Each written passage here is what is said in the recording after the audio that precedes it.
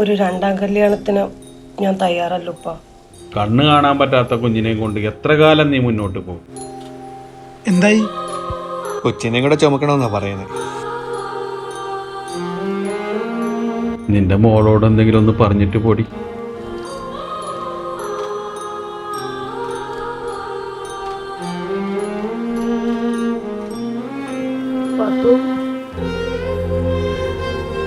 ആരെങ്കിലും വഴക്കുണ്ടാക്കിയാ ഇങ്ങനെ കൈവെള്ളയിൽ ഒരു ഉമ്മ കൊടുത്തു കഴിഞ്ഞാൽ ആ വഴക്കൊക്കെ തീർന്നു പോകും.